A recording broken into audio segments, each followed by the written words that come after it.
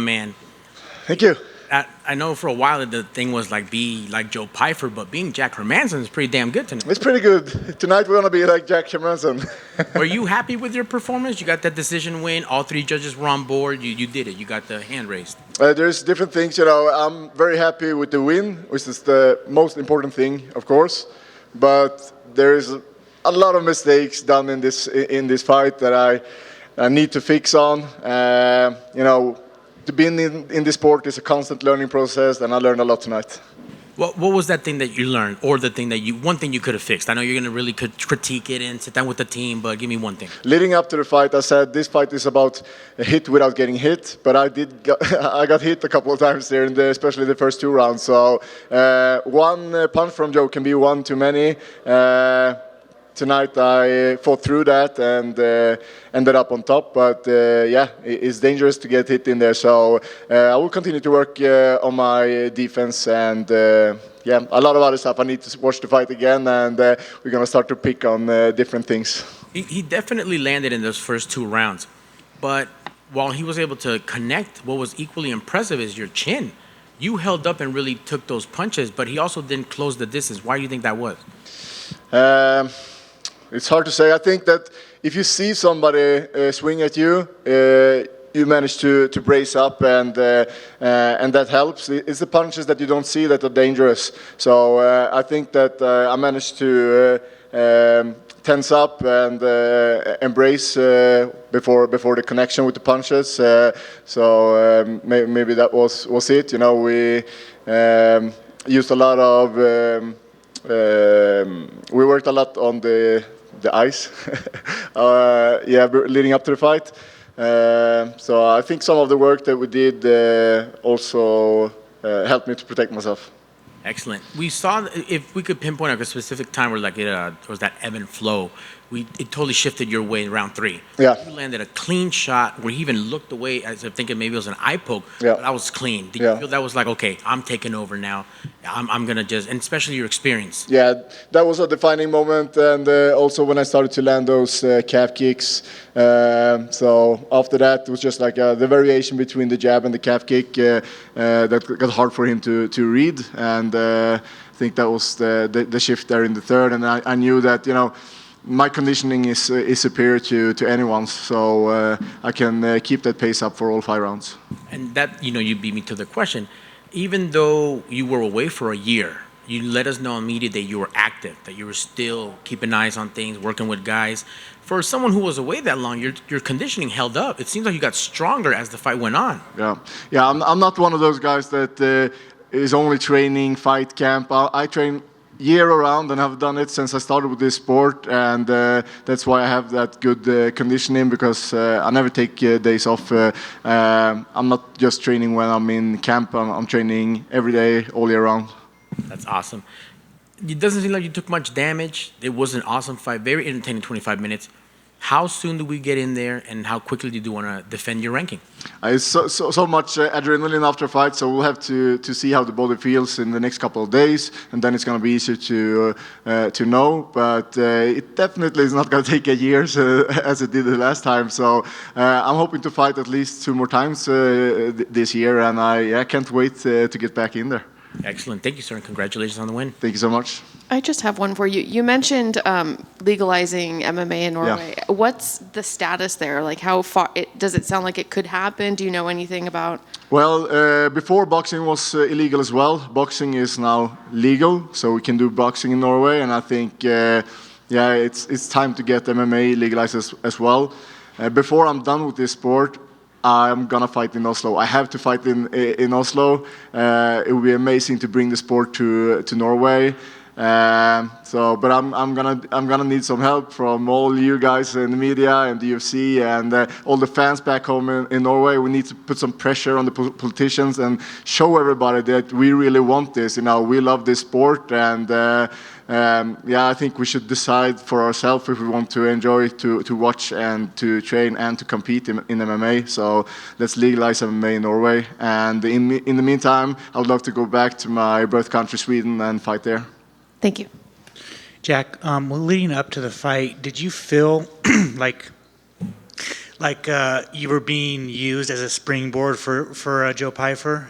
Like he was getting all of the promotion, all of the hype. Like, did you feel that? Yeah, I felt that, like he didn't even have a ranking. I feel like he got more exposure than I did for this fight, but I understand why. He has an amazing story. He's coming up through the contender series, and he has a lot of eyes on him, and he should get a shot like this, but then you also need to perform to be able to take it to the next level, and I was not going to be that stepping stone.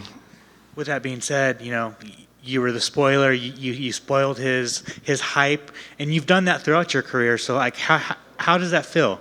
It feels good, to show everybody that I'm up there. I'm one of the best middleweights in the world. That's just facts by now.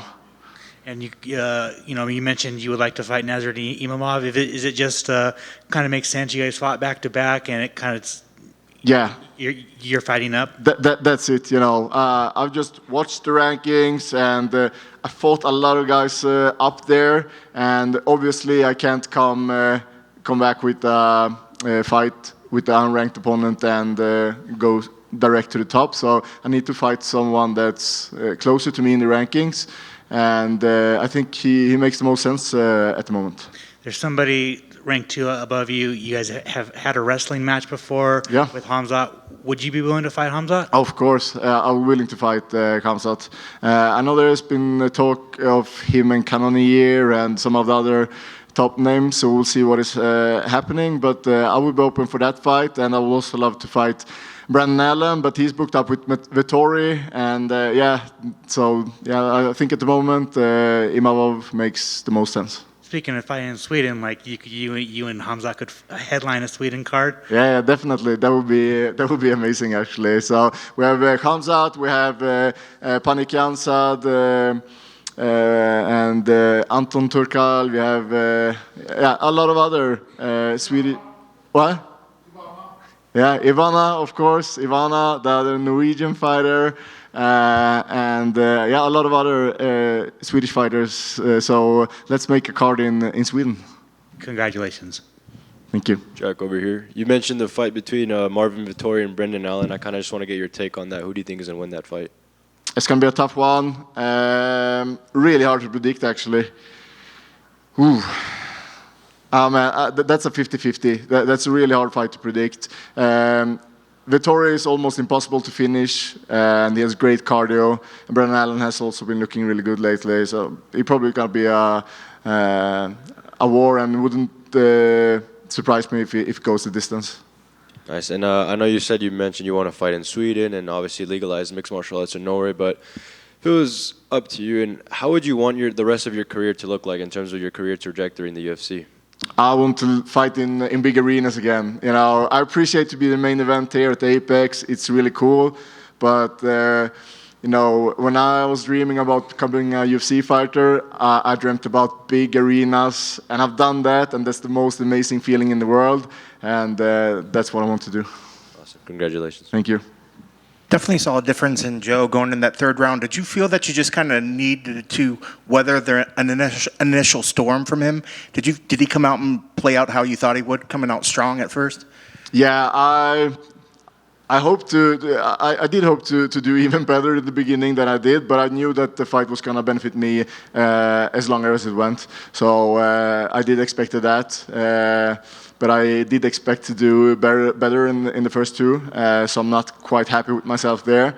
But that's what we do. We will see what I did and learn from my mistake, and I will be a better version of myself in the next fight.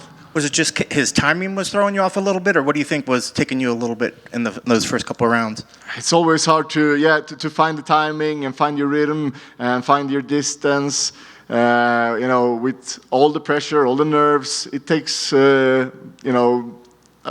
some moments for it to settle in, and because you need to be ready the moment you step in there. But sometimes it's hard, and I guess I needed a couple of rounds to find my rhythm.